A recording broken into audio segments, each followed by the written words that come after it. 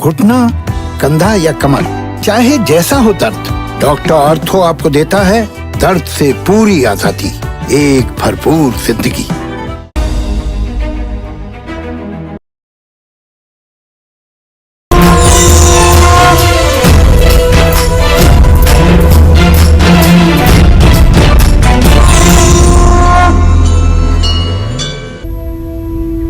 नमस्कार, आप देख रहे हैं काल चक्र। आपके साथ मैं हूं अभिलाषा पाठक और मेरे साथ हैं प्रश्न कुंडली विशेषज्ञ पंडित सुरेश पांडे जी। पंडित जी, बहुत बहुत स्वागत है आपका। धन्यवाद। आपका घर किसी बड़े मंदिर के पास है तो ये शुभ है या नहीं, जानने के लिए जरूर देखिए काल चक्र। जी हाँ, बहुत से लोगों के घर के आसपास या सामने मंदिर होता है। मंदिर की छाया घर पर पड़ती है, मंदिर की आवाजें घर में आती हैं। क्या इन तमाम चीजों का असर उस घर में रहने वाले लोगों के जीवन पर पड़ता है? क्या ऐसा होना आपके लिए शुभ है या अशुभ? अगर आपके घर के पास मंदिर है तो बने रहिए कालचक्र के साथ, क्योंकि इसी से जुड़ी दिलचस्प और जरूरी जानकारी आज आपको पंडित जी देंगे। साथ ही अगर आपके मन में कोई सवाल है तो आप हमें फोन कर सकते हैं। हमारा फोन नंबर है 0120-665-2411। तो चर्चा को हम शुरू करें उससे पहले आइए जान लेते हैं आज का शुभ मुहूर्त। 12 नवंबर 2021 दिन शुक्रवार।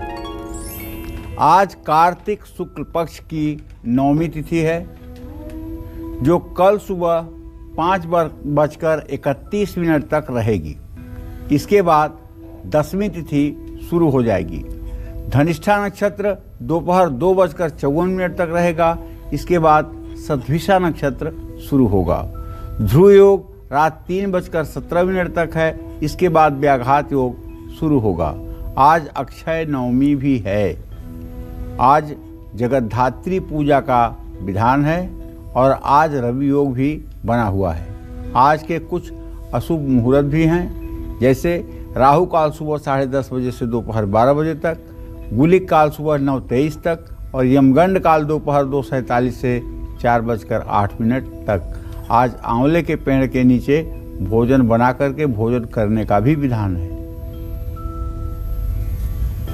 तो आज एक बहुत ही दिलचस्प विषय लेकर हम आए हैं। अगर आपके घर के पास मंदिर है या ठीक सामने मंदिर है तो क्या इसका असर आपकी जिंदगी पर पड़ता है? तो आइए पंडित जी से जानते हैं हम कि जिन घरों में मंदिर की छाया सीधे तौर पे पड़ती है और जिन घरों के पास मंदिर उस घर से बड़ा है, ऐसे घर वास्तु के लिहाज से पंडित जी शुभ हैं या कुछ नकारात्मक प्रभाव पड़ सकता है इसका? देखिए, वास्तुशास्त्र का एक ग्रंथ है, बड़ा ही प्रमाणिक ग्रंथ है अभिलाषा। उसका नाम है विश्वकर्मा प्रकाश जी। विश्वकर्मा प्रकाश में वर्णन आता है कि यदि घर से मंदिर का भेद हो और खास करके अगर घर और मंदिर का द्वार भेद हो, द्वार भेद का मतलब आप समझ लीजिए, घर के दरवाजे के ठीक सामने मंदिर का दरवाजा खुलता हो, दोनों दरवाजे आमने सामने हों और बीच में कुछ न हो, इसको कहते हैं द्वार भेद। यदि ऐसा हो और ये मंदिर अगर शिव का हो तो ऐसे घर में 12 साल के नीचे के बच्चों की अकाल मृत्यु हो जाती है और संतति का विस्तार नहीं होता है। इसलिए किसी भी तरह से ऐसे वास्तु दोष से निजात पाना चाहिए। चाहे उसके लिए घर ही त्यागना पड़े तो त्याग देना चाहिए। मकान के आसपास किसी भी देवी देवता का मंदिर तब अच्छा नहीं होता है अगर वो आपके मकान से बड़ा है और सुबह के समय वो मंदिर आपके घर पर सूरज की छाया को रोकता है और उसकी परछाई पड़ती है। तो जिन घरों में मंदिर की छाया पड़ती है वह भवन देवताओं की कृपा से वंचित रहता है। इसके पीछे वास्तु और कुछ तर्कसम्मत वैज्ञानिक सिद्धांत भी है। जैसे वास्तु शास्त्र के अनुसार प्रातःकाल मंदिर की छाया या किसी दूसरे भवन की छाया अगर मकान के आपके नॉर्थ ईस्ट पूर्व उत्तर की दिशा के आंगन पर या पूजा स्थान पर पड़ रहा है तो सूर्य की सुबह की जो सकारात्मक ऊर्जा है उससे आपका घर वंचित हो जाएगा। अगर दोपहर या उसके बाद की छाया आपके आंगन में पड़ती है तो इसका मतलब है कि आपने अपना आंगन दक्षिण या पश्चिम दिशा में बना रखा है। ऐसी बनावट वाला मकान भी वास्तु दोष से परिपूर्ण होता है। घर में दक्षिण पश्चिम साउथ वेस्ट में आंगन नहीं होना चाहिए। आंगन सिर्फ मकान की उत्तर या पूर्व दिशा में ही बनाना चाहिए। ऐसे में सिर्फ आपके मकान पर बड़े मंदिर ही नहीं, बड़े मकान, बड़े पेड़ या पर्वत की छाया पड़ना भी ठीक नहीं माना जाता है। अभी बहुत कुछ बताना बाकी है। जिस मंदिर को इतने उत्साह से आप बनाते हैं, अगर उस मंदिर का ठीक ढंग से न रख रखाव किया जाए तो वो मंदिर कैसे हो सकता है नुकसानदेह, इस विषय पर भी हमारी चर्चा होगी। लेकिन ध्यानपूर्वक आज का कार्यक्रम आपको देखने के लिए कहूँगा। और अपने दिन की शुरुआत आप कालचक्र में राशिफल को सुनकर करते हैं, तो आइए शुरुआत करते हैं मेष राशि की बात करें। कैसी रहेगी मेष राशि वालों की आज की आर्थिक स्थिति, कामकाज, रिश्ते और सेहत, साथ ही क्या है आज के लिए उनका उपाय, शुभ अंक और शुभ रंग। चलिए तो आपको बता दूं कि आपकी मेष राशि है तो आपके राशि स्वामी मंगल इस समय तुला राशि में 14 अंश 16 कला पर गोचर कर रहे हैं, लेकिन ये अस्त हैं। और आपके धन भाव का राहु और धन भाव का स्वामी शुक्र, इनकी जो स्थिति बन रही है उसके आधार पर ये कह सकता हूं कि पैसों की तंगी हो सकती है। पैसों की तंगी हो सकती है, सोच समझकर खर्च करें, क्योंकि आपका राशि स्वामी अस्त है, आपके धन भाव में राहु है। ऐसा नहीं कि मेरे ये कहने का मतलब आप निराश हो जाएं कि अरे तो बहुत खराब हो गया, होता रहता है, ग्रह दशा बदलती रहती है। तो ऐसे में आप निर्धारित काम समय पर पूरा करने में सक्षम रहेंगे और कर लीजिएगा। जो आपके साझीदार होंगे या जो आपका लाइफ पार्टनर है उसकी अपेक्षा आपसे बढ़ सकती है। अगर आपको शुगर है और आपकी मेष राशि है तो भाई मैं तो कहूँगा कि आपको समय समय पर अपने शुगर की जांच करवाते रहना चाहिए, क्योंकि दूसरी राशि वालों की अपेक्षा मेष राशि के जातकों का शुगर ज़्यादा कष्ट देता है, क्योंकि ये मंगल की राशि है और शुगर और ब्लड प्रेशर ये दोनों मंगल के ही रोग हैं। और हाँ, सबसे बड़ी बात ये है कि गुस्से पर काबू रखिए। ये ठीक है कि लोग प्रयास करते हैं लेकिन नहीं कामयाब हो पाते हैं, क्रोध अपना निकल करके बाहर आता है। लेकिन अगर आपकी मेष राशि है और आप गुस्से पर काबू रखें, हंसना मुस्कुराना सीख लें और कठिन विषय को भी आराम से टाल दें तो शायद आपका जीवन और अच्छा हो सकता है। ऐसे में सूर्य को अर्घ्य देना चाहिए। शुभ अंक आपके लिए 8 होगा, शुभ रंग आपके लिए क्रीम होगा। जय मां विंध्यवासिनी। और इसके बाद बारी आती है वृषभ राशि वालों की। आज उनकी आर्थिक स्थिति कैसी रहने वाली है, कामकाज, रिश्ते और सेहत को लेकर किन बातों का ख्याल रखना है, आइए जानते हैं। अगर आपकी वृषभ राशि है तो आप जान लीजिए कि आपके रोजी रोटी के स्थान में इस समय चंद्रदेव गोचर कर रहे हैं 3 अंश 17 कला पर, और भाग्य स्थान में शनि बृहस्पति के साथ है। ऐसे में अगर आप पैसा लगाना चाहते हैं शेयर मार्केट में, कमोडिटी में, तो आपके लिए दिन अच्छा है। थोड़ा सोच विचार करके अगर इन्वेस्टमेंट करेंगे तो उससे आपको दूरगामी परिणाम अच्छे दिखाई देंगे। जहाँ तक काम काज की बात है तो उसके बारे में मैं आपको बताना चाहूँगा कि आज निर्धारित कार्यक्रम आप सही समय पर पूरा नहीं कर पाएंगे। निर्धारित कार्यक्रम आप सही समय पर पूरा नहीं कर पाएंगे, उससे निराश होने की बात नहीं है। पैतृक संपत्ति के मामले में वाद विवाद बढ़ सकता है और गलत खान पान के कारण सेहत खराब हो सकती है।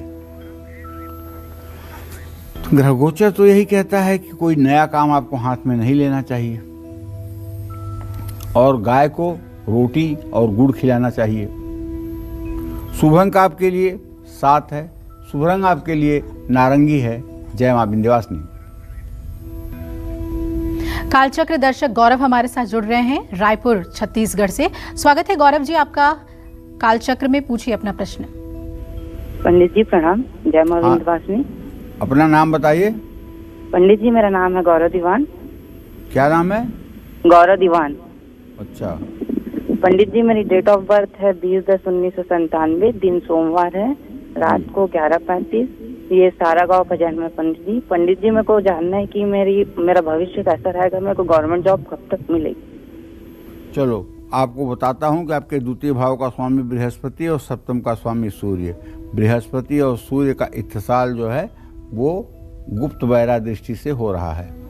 निराश मत होना। सरकारी नौकरी का कोई योग नहीं है। सरकारी नौकरी का कोई योग नहीं है। अपना समय बर्बाद करने से कोई फायदा नहीं होगा। समय का सही सदुपयोग करिए। व्यवसाय या प्राइवेट सेक्टर में अपनी आजीविका के लिए मार्ग ढूंढिए। सरकारी नौकरी का कोई योग बनता हुआ दिखाई नहीं दे रहा है। जय मां विंध्यवासिनी।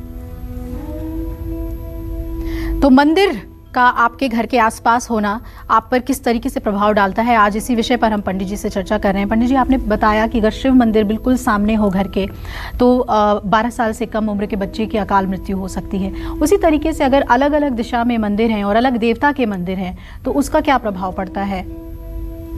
बहुत कुछ प्रभाव पड़ता है। इस पर अगर मैं कहना चाहूँ तो मेरे लिए एक दिन का भी समय कम पड़ जाएगा अभिलाषा जी। मैंने प्रैक्टिकल देखा है।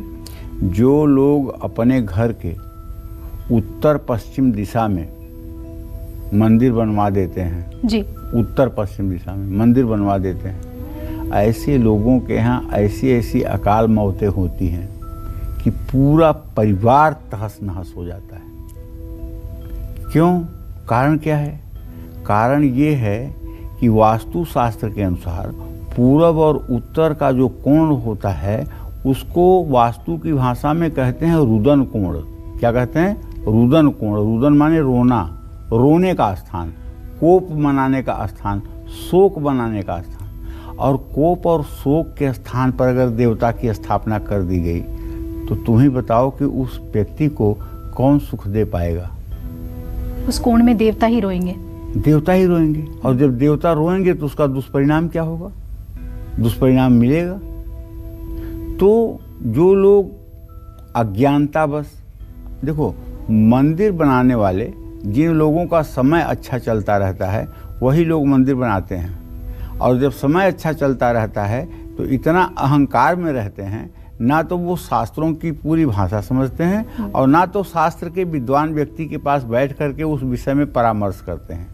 उस समय उनको ये लगता है कि मैं जो छू रहा हूँ वही सफल हो रहा है, जो मैं करूँगा वही सही है। और वो जहाँ चाहते हैं जैसे चाहते हैं वैसे अपने मन से मंदिर बनाना शुरू कर देते हैं, उसी तरह की मूर्तियाँ रखना शुरू कर देते हैं। किसी भी विद्वान व्यक्ति से परामर्श लेना या उसके बारे में सोचना समझना उचित नहीं समझते हैं जी। और जिसका दुष्परिणाम आगे होता है। तो देखो, मकान की किसी भी दिशा में 300 कदम की दूरी पर स्थित बड़े शिव मंदिर के प्रभाव बहुत ही अशुभ होते हैं। मकान के आसपास हनुमान जी का बड़ा मंदिर भी शिव मंदिर की तरह वास्तु दोष देता है। मकान के बाईं ओर स्थित माँ दुर्गा, माँ गायत्री, माँ लक्ष्मी या अन्य किसी देवी का बड़ा मंदिर अशुभ होता है। ऐसे में अगर उन मंदिरों में स्थापित देव प्रतिमा का मुख भी आपके घर की तरफ हो तो ये गंभीर वास्तु दोष देता है।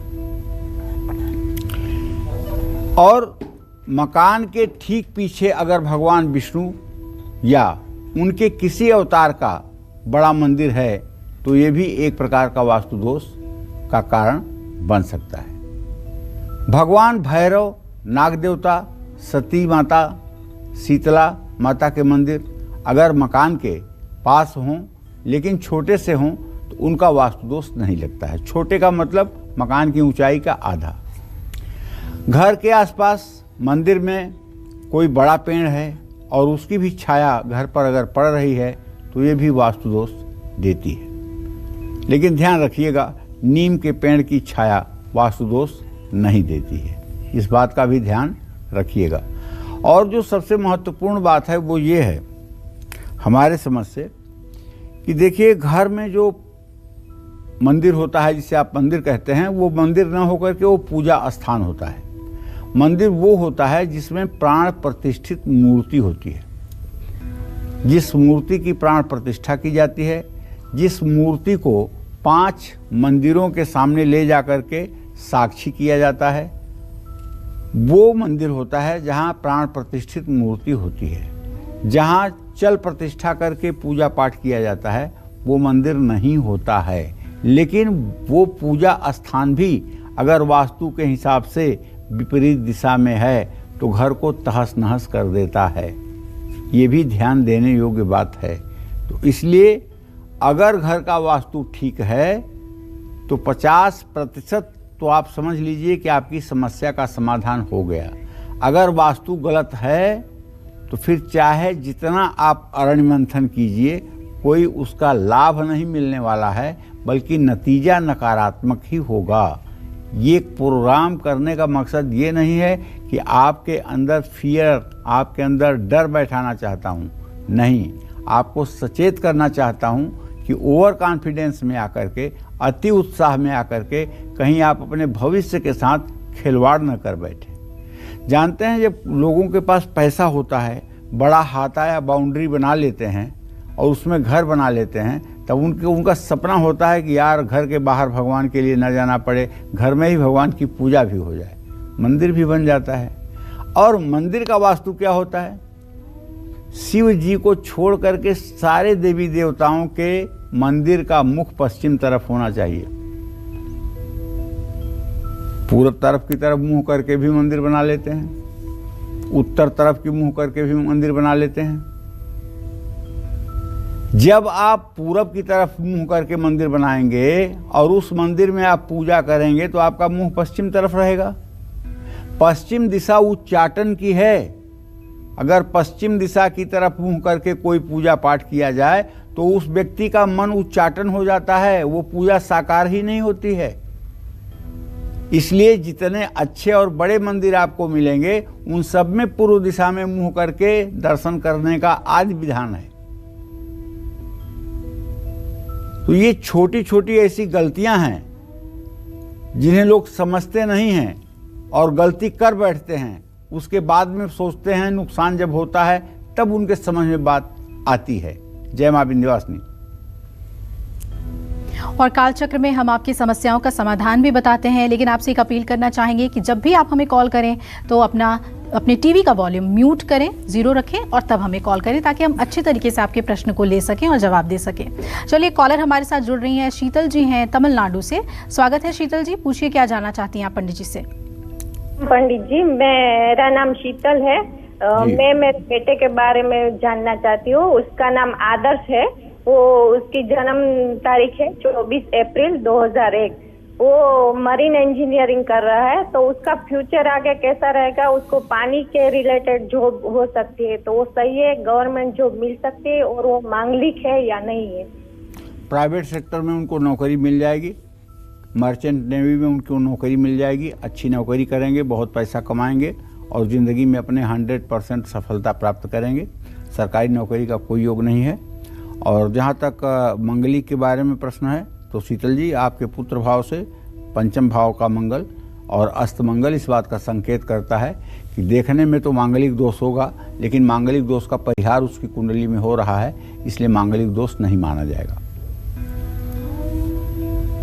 और अब बात करते हैं हम मिथुन राशि वालों की। जानते हैं इसका राशिफल, आज का पूरा दिन कैसे बीतने वाला है और किन बातों का मिथुन राशि वालों को रखना है ख्याल।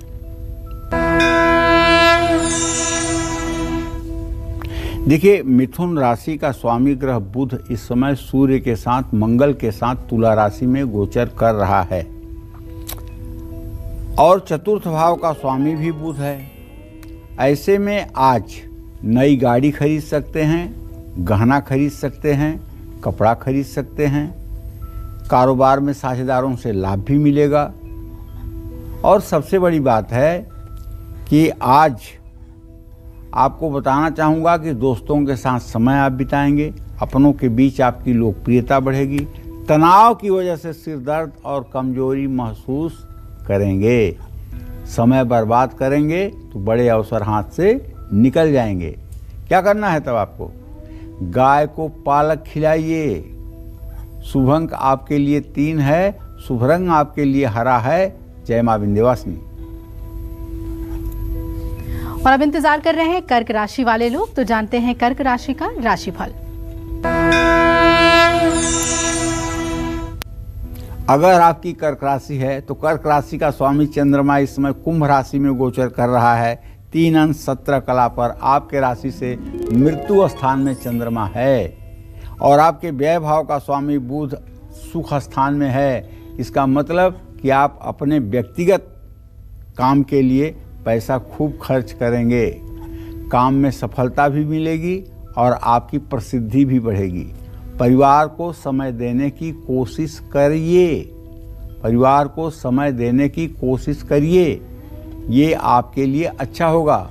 स्वास्थ्य भी अच्छा रहेगा और विरोधियों से भी आपको सतर्क रहना चाहिए। आज दूध दही किसी जरूरतमंद को दीजिए। शुभ अंक आपके लिए 9 है, शुभ रंग आपके लिए आसमानी है। जय मां विंध्यवासिनी। कालचक्र दर्शक पूनम हमारे साथ जुड़ रही हैं दिल्ली से। स्वागत है पूनम जी आपका, पूछ लीजिए अपना सवाल। हेलो। हाँ बोलिए पूनम जी। पंडित जी नमस्ते। नमस्ते। हाँ पंडित जी, मुझे अपने भाई के बारे में पूछना है और अपने बारे में पूछना है। भाई बड़े हैं छोटे भाई हैं? को है 17 जुलाई 97, सुबह 9 बजे का जन्म है, वीरवार। आपसे बड़े हैं कि छोटे हैं? छोटे हैं। ठीक है, क्या जानना चाहती हो भाई के बारे में पूनम? शादी और सरकारी नौकरी के बारे में। और मेरा है 23/12/88 शाम के 7 बजे। आप क्या अपने बारे में जानना चाहती हो? सर यही नौकरी और शादी। चलिए, तो मैं सबसे पहले तो आपके भाई के बारे में बता देता हूँ। पूनम जी, आपके भातृभाव का स्वामी मंगल है जो इस समय अस्त हुआ पड़ा है। भाई की पढ़ाई बहुत अच्छी नहीं हो पाई है। भातृभाव से पंचम भाव का स्वामी बृहस्पति नीच राशि में है। ना तो तैयारी है, ना तो सरकारी नौकरी दूर दूर तक दिखाई दे रही है। और जहाँ तक विवाह का प्रश्न है तो तृतीय और सप्तम का स्वामी मंगल शुक्र हैं। दोनों की स्थिति तृतीय एकादश की है। विवाह इनका 2023 के प्रारंभ तक हो जाने की पूरी संभावना है, लेकिन आप इन्हें प्राइवेट सेक्टर में काम करने के लिए या कुछ अपना काम करने के लिए सलाह दीजिए। आपने जो अपने बारे में प्रश्न किया है तो उसके बारे में जान लीजिए कि बहुत अच्छा भविष्य आपका नहीं दिख रहा है। करियर में स्ट्रगल हो रहा है। शादी के मामले में भी आप बहुत अभी भाग्यशाली नहीं हैं। शादी के मामले में आपको भाग्यशाली बनने के लिए आपको सोमवार का व्रत करना होगा और कम से कम 16 सोमवार शिव मंदिर में जाकर जल दूध बेलपत्र चढ़ाना होगा। और वहाँ पर जो नंदी बैल होते हैं उनके कान में आपको अपने मुंह को ले जा करके कम से कम 5 बार ओम नमः शिवाय कहना होगा। ये उपाय करने पर आपका भविष्य अच्छा होगा। जय मां विंध्यवासिनी। घर के पास मंदिर होना आपके लिए शुभ है या अशुभ, ये तो पंडित जी ने आपको बता दिया। और आइए अब बात करते हैं उन उपायों की कि अगर आपके घर के पास बड़ा शुभ मंदिर है तो आपको अपने घर में कौन से उपाय जरूर करने चाहिए। पंडित जी, शहरों में ये इतना संभव नहीं है कि वास्तु के हिसाब से हम मकान को लें। अगर मान लीजिए खुदा ना खास्ता किसी का घर इस तरीके से हो तो कुछ उपाय भी जरूर होंगे वास्तु के दोष को दूर करने के लिए। देखो, उपाय तो हर चीज का है जी, लेकिन उपाय ही होता है। उपाय प्रकृति को बदल दे ये कम ही संभव होता है, लेकिन होता है। ऐसा नहीं है कि नहीं होता है जी। लेकिन 100% परिवर्तन हो जाए। जैसे धूप में अगर आप छाता लगा लीजिए तो धूप से आपकी सुरक्षा होगी, लेकिन सूरज का तपना बंद नहीं होगा जी। बरसात में छाता लगा के आप पानी से बच सकते हैं, लेकिन पैर पर छींटे आना कोई नहीं रोक पाएगा। उसी तरह से जब वास्तुगत कोई दोष हो जाता है तब अभिलाषा चाहे जितने उपाय किए जाएं, उन उपायों का कुछ लाभ तो मिलता है, लेकिन जो नुकसान है वो भी कहीं न कहीं से छिपा रहता है। तो घर के पास अगर बड़ा शिव मंदिर है तो जिस दिशा में शिव मंदिर है उसी दिशा में अपने घर में एक गणेश प्रतिमा आपको स्थापित कर देनी चाहिए। घर में स्थापित गणेश की प्रतिमा जो है ये मकान मालिक के हाथ के अंगूठे के आकार से बड़ी नहीं होनी चाहिए, मतलब 4 अंगुल से बड़ी नहीं होनी चाहिए। बहुत बड़ी गणेश प्रतिमा नहीं होनी चाहिए।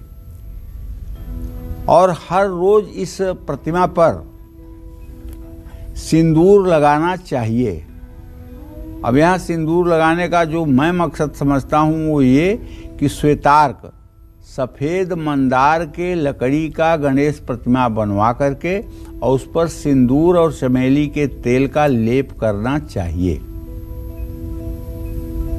भगवान भैरव का मंदिर अगर घर के ठीक सामने है तो आपको हर रोज कौवे को रोटी खिलाना चाहिए। इससे वास्तु दोष में कमी आती है। जय मां विंध्यवासिनी। अगर आपकी सिंह राशि है तो आइए बताते हैं आपको आपका राशिफल, आज का दिन आपका कैसे बीतने वाला है और किन बातों का आपको ख्याल रखना है।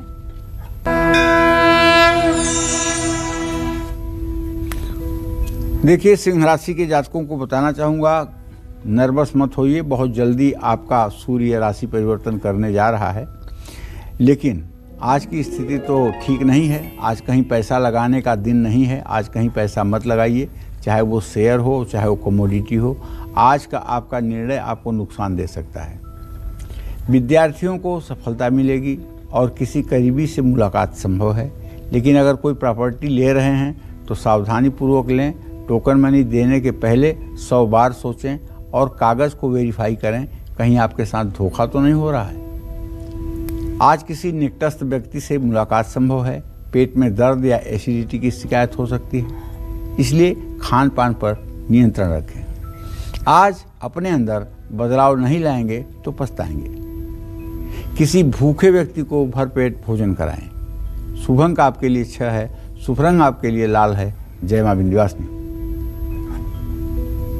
तो अगर आपके घर के आसपास मंदिर है या ठीक सामने मंदिर है तो क्या इसका वास्तु दोष है और इससे बचने के लिए क्या उपाय हैं, आज हम यही चर्चा में पंडित जी से जान रहे हैं।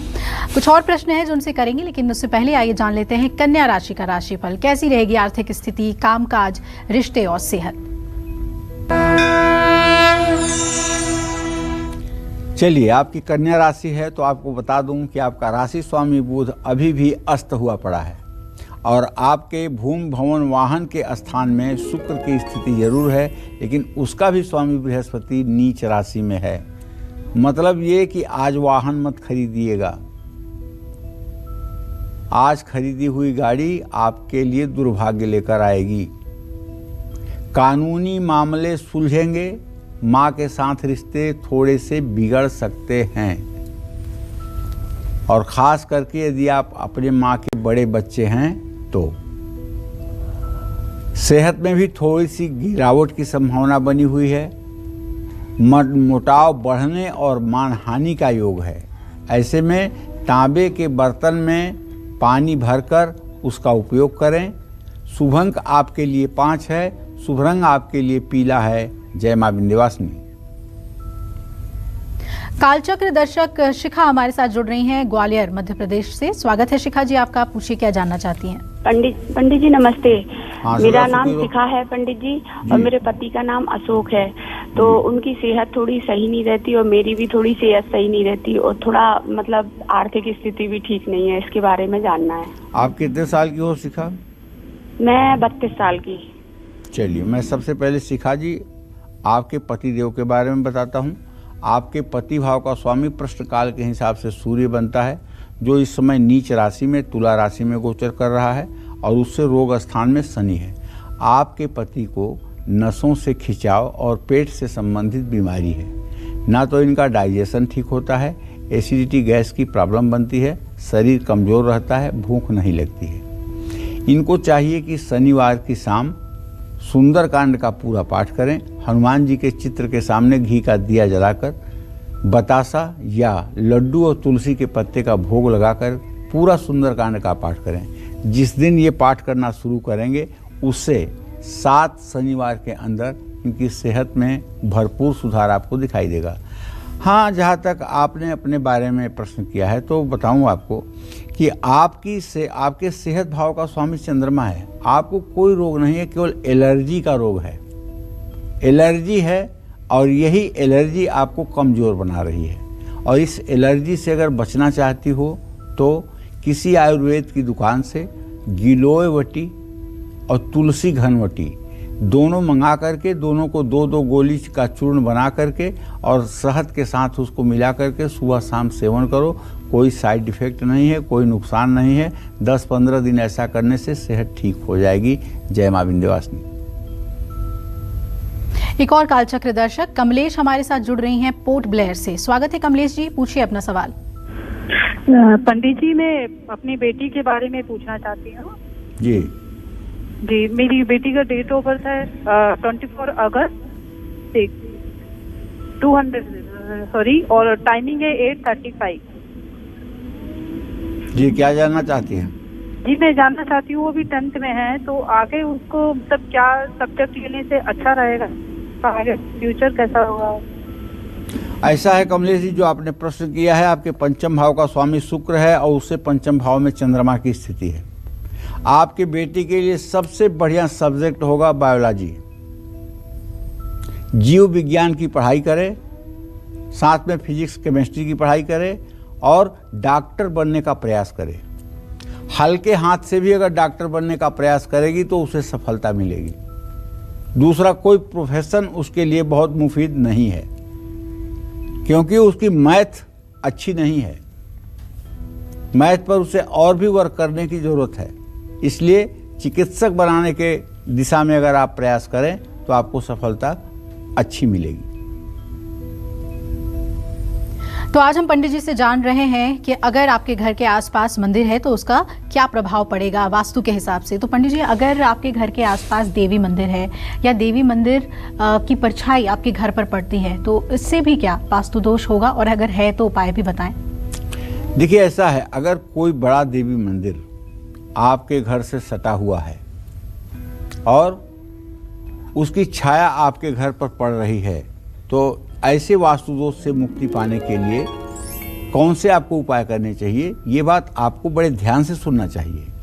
कोई बड़ा देवी मंदिर अगर आपके घर से सटा हुआ है और उसकी छाया भी आपके घर पर पड़ती है तो ऐसे वास्तु दोष से मुक्ति के लिए अपने मुख्य द्वार पर देवी के अस्त्र के प्रतीक की स्थापना करें।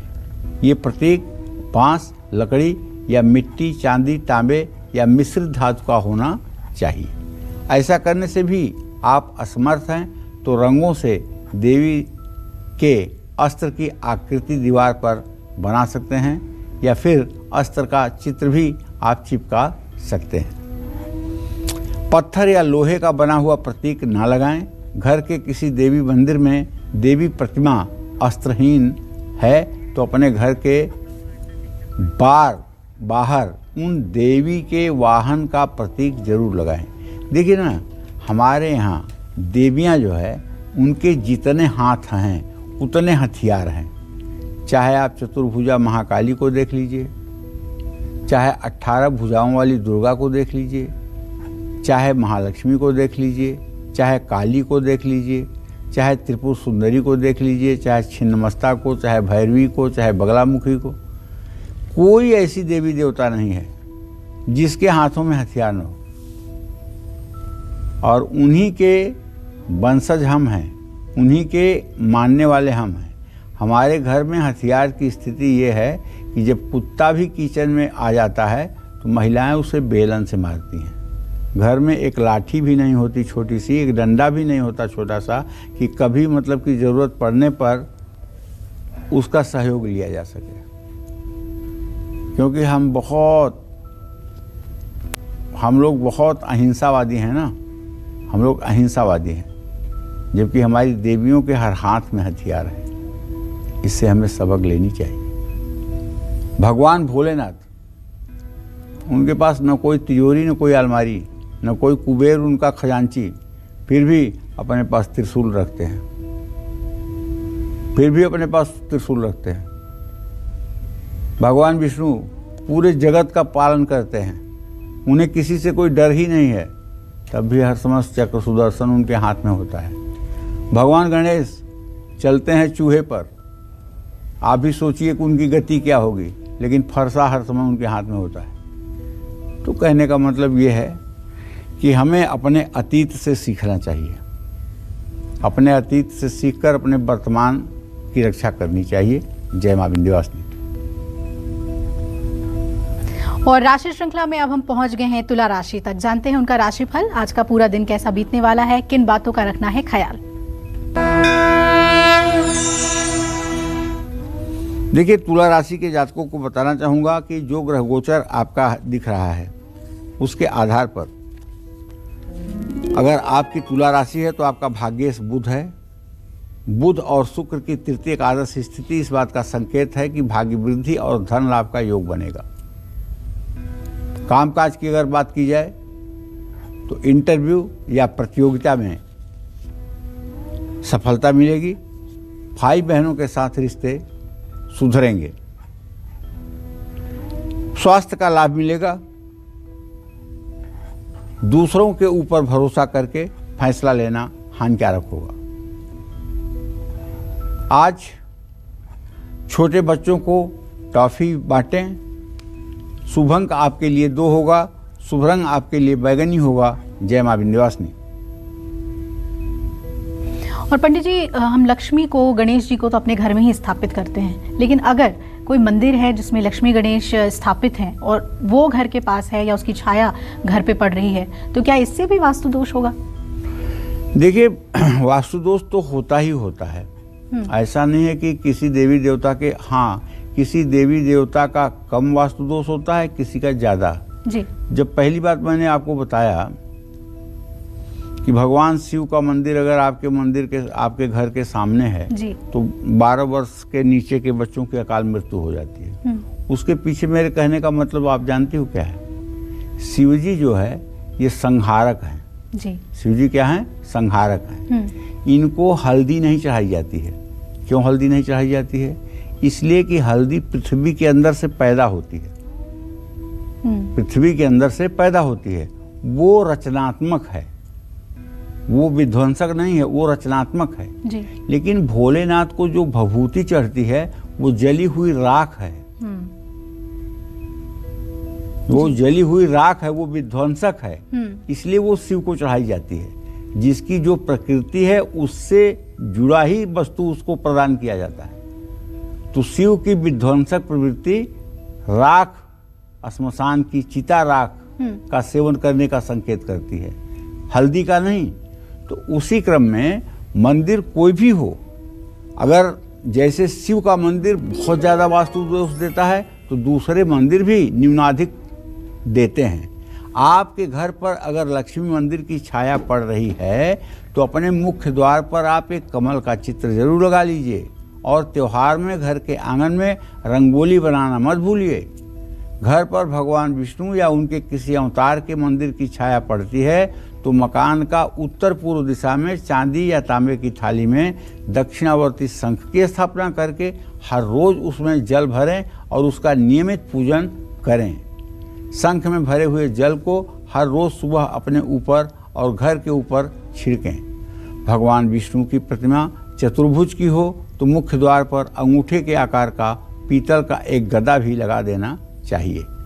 घर पर राम मंदिर की छाया पड़ती है तो मुख्य द्वार पर तीर के बिना सिर्फ धनुष का चित्र लगा दीजिए।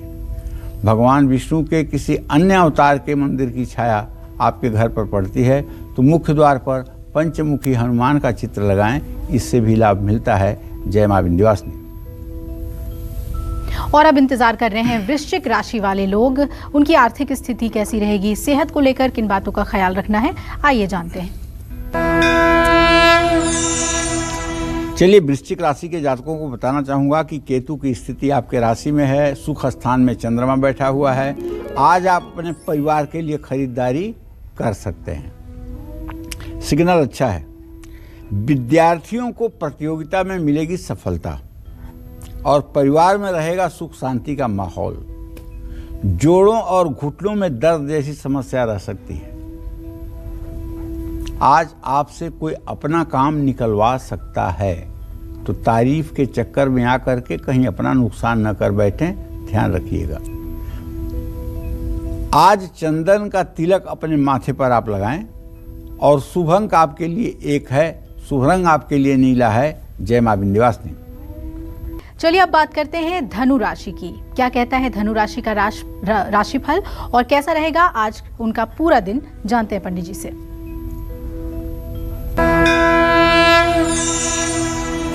चलिए, अगर आपकी धनु राशि है तो आप जान लीजिए कि आपके राशि में शुक्रदेव गोचर कर रहे हैं और आपके पराक्रम स्थान में चंद्रदेव की स्थिति बनी हुई है। आमदनी के स्थान में सूर्य, मंगल, बुध हैं। कुल मिलाकर के थोड़ी सी पैसों की तंगी दूर हो जाएगी आपकी। और अगर विदेश से जुड़ा कोई कारोबार करते हैं तो उससे भी आपको लाभ मिलेगा। जीवन साथी का पूरा सहयोग मिलेगा। महिलाएं अपने स्वास्थ्य का खास ध्यान रखें। आज आपको किसी की सलाह पर आंख बंद करके विश्वास नहीं करना चाहिए। चांदी की कोई चीज आपको अपने पास रखना चाहिए। शुभ अंक आपके लिए 5 है, शुभ रंग आपके लिए केसरिया है। जय मां विंध्यवासिनी। अगर आपके घर के पास मंदिर है तो किस तरह का वास्तु दोष हो सकता है और उससे कैसे बचना है, इस पर हमने विस्तार से चर्चा की पंडित जी से। लेकिन एक प्रश्न जहन में आ रहा था कि अगर हम मंदिर जाते हैं और वहाँ पर घंटी की आवाज़ सुनते हैं, कहते हैं कि उससे नेगेटिविटी दूर होती है, लेकिन अगर यही आवाज़, शंख की आवाज़, घंटी की आवाज़ आपके घर में आपको सुनाई दे तो इसका तो कोई दोष नहीं होना चाहिए? बिल्कुल दोष नहीं होता है, ये बहुत शुभ होता है जी। जानती हो, अगर कोई शुभ कार्य की चर्चा आप कर रही हो और मंदिर से शंख का शंख घोष सुनाई दे जाए या वाद्य यंत्र जो डमरू होता है, जो ढोल होती है, उसकी आवाज सुनाई दे जाए कोई शुभ बात कहने पर, तो मान लेना चाहिए कि यह कार्य तत्काल सिद्ध होगा जी। ये कार्य तत्काल सिद्ध होगा। इसी तरह से कुत्ते बिल्ली के रोने की अगर आवाज आ जाए कोई शुभ बात करते समय तो उसका दुखद परिणाम होता है जी। कहने का मतलब ये है कि ध्वनि की गति जो है वो बहुत, मतलब कि प्रकाश की गति से केवल कम है, बाकी बहुत तेज गति है जी। तो मंदिर यहाँ है, मंदिर से आधे किलोमीटर दूर पर भी जाकर के उसकी आवाज़ पहुँच सकती है। उन घरों के लिए तो वो आवाज़ वरदान है। लेकिन जो घर बिल्कुल सटे हुए हैं उनके लिए ये वाद्य यंत्र नुकसानदायक नहीं है, लेकिन मंदिर का वास्तु दोष नुकसानदायक हो सकता है जी। बिल्कुल। चलिए अब आगे बढ़ते हैं, पंडित जी से जानते हैं मकर राशि का राशिफल। उन्हें किन बातों का आज ख्याल रखना है और किन चीजों में उन्हें सफलता मिल सकती है? देखिए, मकर राशि आपकी है तो शनिदेव 13 अंश 10 कला पर आपके राशि में गोचर कर रहे हैं। निवेश माने कहीं पैसा लगाना है तो सोच समझ कर लगाइए, जल्दबाजी में और लालच में मत लगाइए। कारोबार में सरकारी हस्तक्षेप बढ़ सकता है। लंबे समय के बाद दोस्तों से मुलाकात हो सकती है। सेहत की बात करें तो आंख में किसी तरह की कोई तकलीफ हो सकती है। विरोधी परेशान कर सकते हैं। आपको चाहिए कि आप पानी में हल्दी डालकर स्नान करें। शुभ अंक आपके लिए 6 है, शुभ रंग आपके लिए लाल है। जय मां विंध्यवासिनी। कालचक्र दर्शक संजीव हमारे साथ जुड़ रहे हैं शिमला से। स्वागत है संजीव जी, पूछ लीजिए अपना प्रश्न। नमस्ते पंडित जी। हाँ, सुखी रहिए। पंडित जी, मैं जितना भी कमाता हूँ फिर भी मैं कर्जे में डूब रहा हूँ, इसका क्या कारण है जी? कितने साल के हैं आप? मैं 39, 1 दिसंबर 1982। ऋण मोचन मंगल स्तोत्र का 7 बार सुबह 7 बार शाम पाठ करना शुरू करिए मंगलवार से। ऋण मोचन मंगल स्तोत्र। ओम मंगलो भूमि पुत्रस्य ऋणहर्ता धनप्रद स्थिरासनो महाकाय सर्वकर्म विरोधक लोहितो लोहिताश्चैव सामगानां कृपाकर एतानि कुजनामानि नित्यं श्रद्धया पठेत ऋणम न जायते धनम शीघ्रम आपनुयात् धरणी गर्भ संभूतम विद्युतकांत समप्रभम कुमारम शक्तिहस्तम च मंगलम प्रणमाम्यहम्। इसी मंत्र को 7 बार सुबह शाम अगर आप करेंगे तो मुझे पूरा विश्वास है कि बहुत जल्दी आप कर्ज मुक्त हो जाएंगे। और मंगलवार को कर्ज किसी से मत लीजिए, हो सके तो मंगलवार के दिन कर्ज उतारने की चेष्टा करिए। जय मां विंध्यवासिनी। और अब बारी है कुंभ राशि वालों की। जानते हैं उनका राशिफल क्या है, उनके लिए शुभ उपाय, अंक जानते हैं।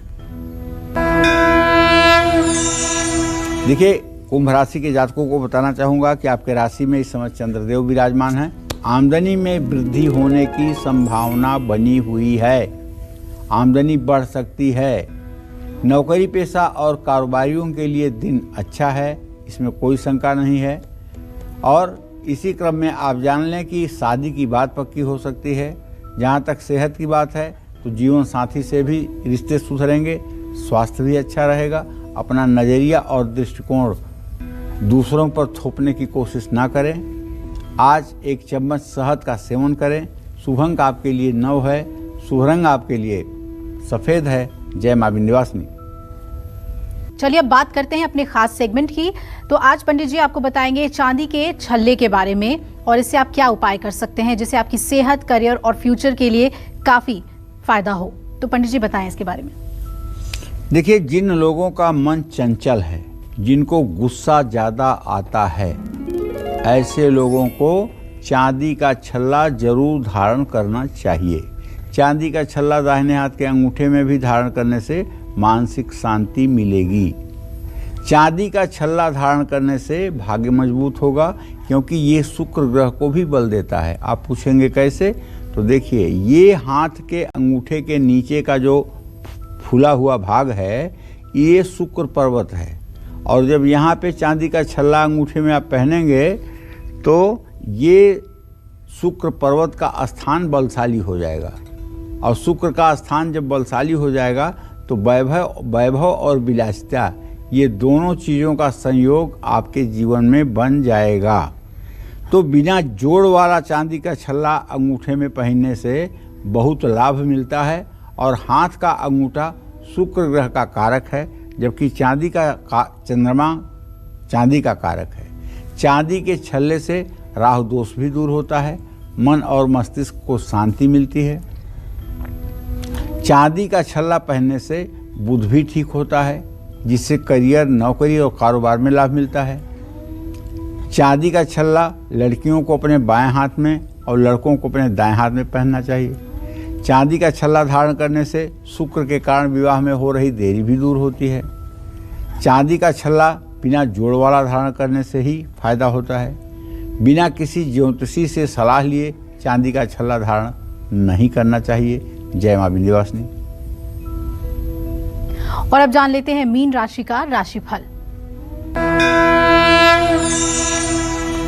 तो मीन राशि के जातकों का ग्रह गोचर यही कह रहा है कि आपके अष्टम भाव में सूर्य मंगल बुध की जो स्थिति बनी हुई है, वो धन लाभ के साथ साथ भाग्य वृद्धि भी कराएगी।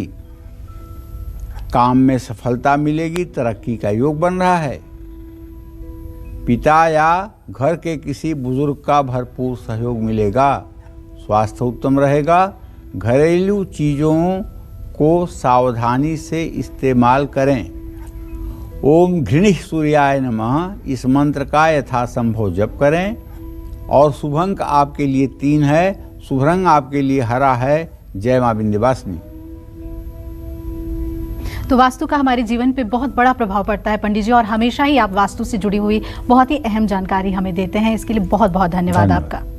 तो हम उम्मीद करते हैं आपको हमारा आज का विषय बहुत पसंद आया होगा और कल फिर एक नए विषय और आपकी परेशानियों को दूर करने के लिए ढेरों उपाय लेकर हाजिर होंगे हम पंडित सुरेश पांडे जी के साथ। तब तक कालचक्र की पूरी टीम को दीजिए इजाजत और देश दुनिया की खबरों के लिए देखते रहिए न्यूज़ 24। नमस्कार। खास जड़ी बूटियों से बना पेट सफा आयुर्वेदिक च्यून आज ही ले आएं। पेट सफा पहली रात से ही असर दिखाता है और इसकी आदत भी नहीं पड़ती। पेट सफा हर रोग दफा।